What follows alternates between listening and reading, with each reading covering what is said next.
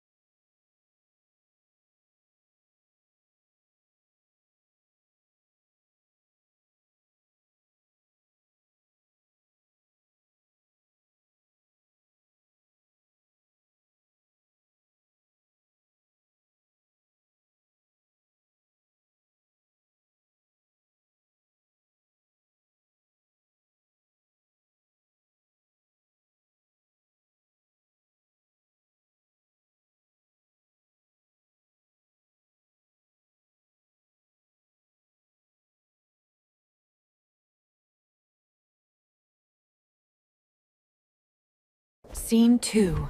Golden Boundaries.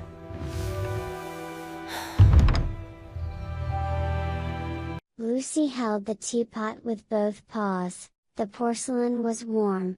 Not too hot, just enough to ground her. Steam rose in thin, curling threads, carrying the soft scent of herbs gathered at dawn. The sound of the pour was familiar, a gentle rush, steady and soothing, like leaves whispering to one another in a mild wind. This was what she was good at, this was who she had always been. The golden streaks along her fur caught the light as she tilted the pot. They ran like quiet rivers across her shoulders and down her arms.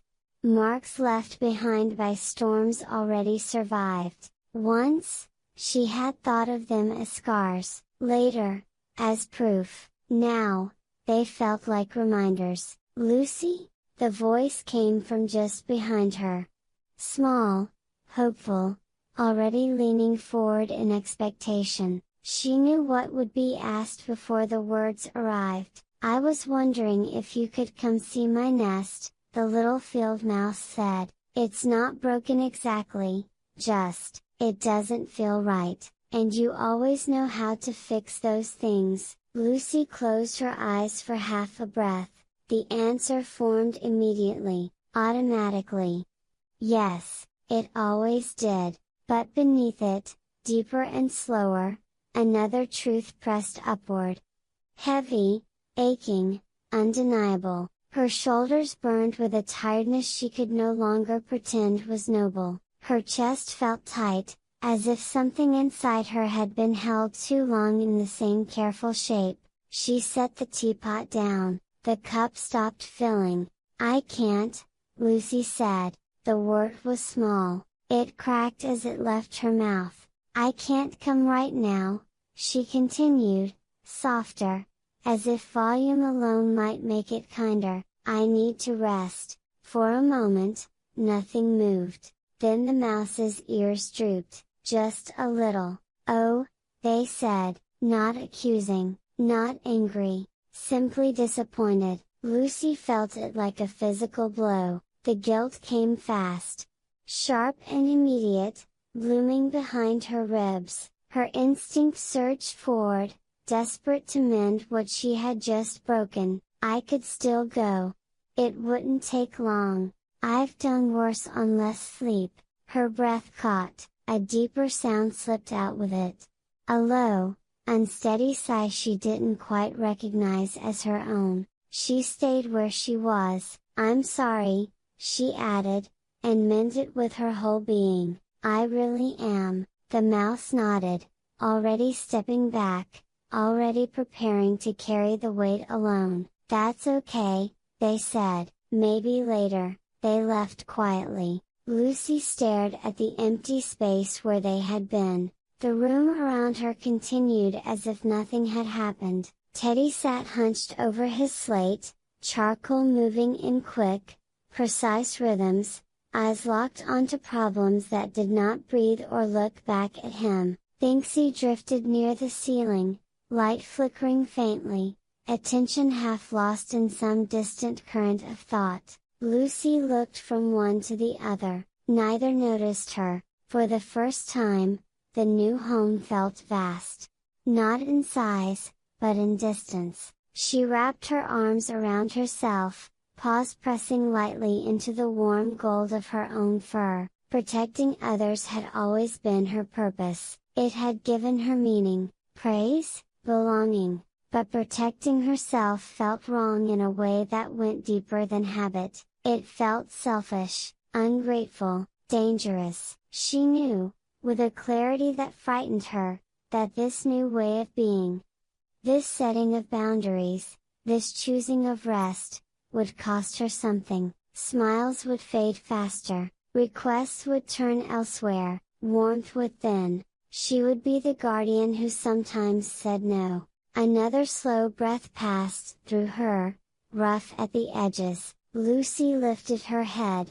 She did not change her mind, and in that quiet, lonely resolve, the golden lines along her fur seemed to glow just a little brighter. Not in triumph, but in quiet defiance against the part of herself that believed love must always hurt to be real.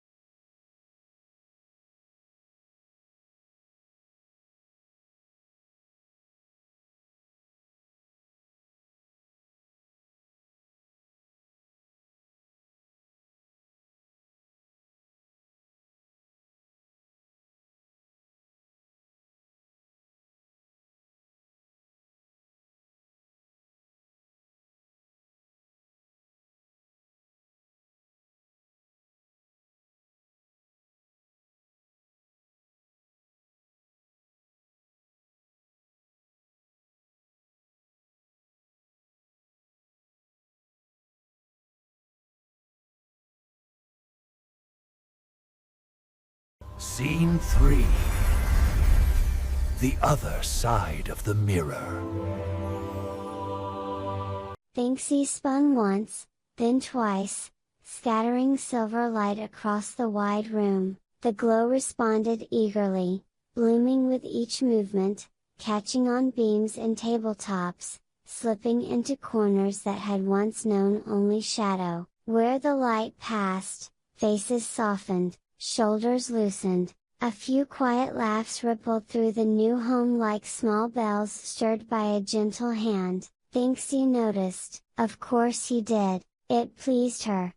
Deeply, immediately. There had been a time when others had shrunk from her brightness, when her presence unsettled more than it soothed. Now, no one flinched, no one looked away. The Dreamwilds welcomed the light as if it had always belonged to them, so she gave them more. She danced because it worked. Each turn produced a faint, glass-like chime, clear and delicate, ringing just at the edge of hearing. The sound had once felt full, resonant, like crystal struck with care. Now it echoed a little longer than it should have, as if the walls were farther away, thinner. Thinksy slowed, her silver glow wavered.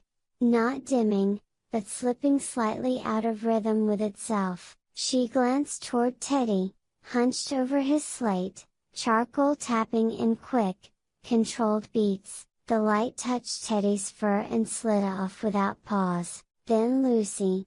Standing still, arms folded, gold streaks quiet against her chest. Her smile was there, but it felt practiced, like a habit she had not yet unlearned. Something tugged at Thinksy's awareness, a pressure, a silence between sounds. She felt the tension the way she always did.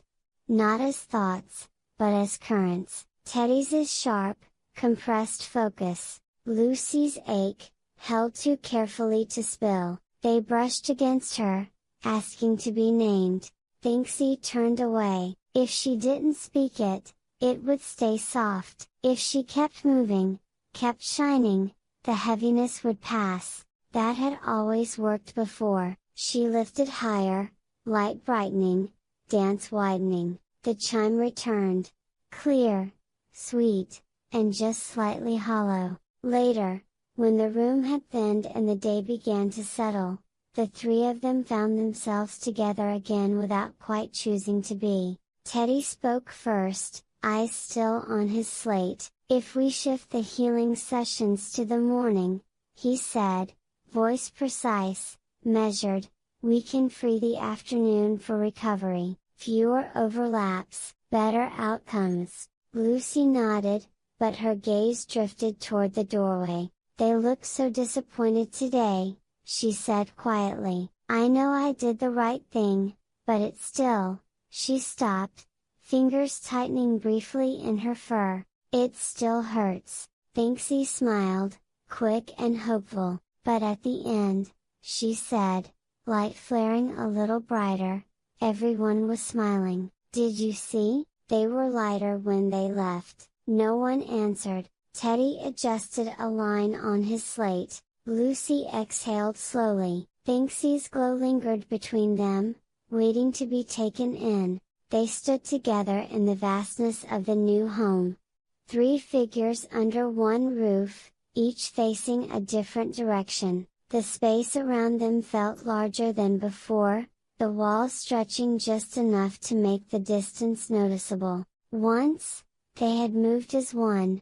Step answering step, light, structure, and care woven into a single, living rhythm. Now, they shared a room, not a dance, and in the quiet left behind by their passing words, something unseen found space to listen.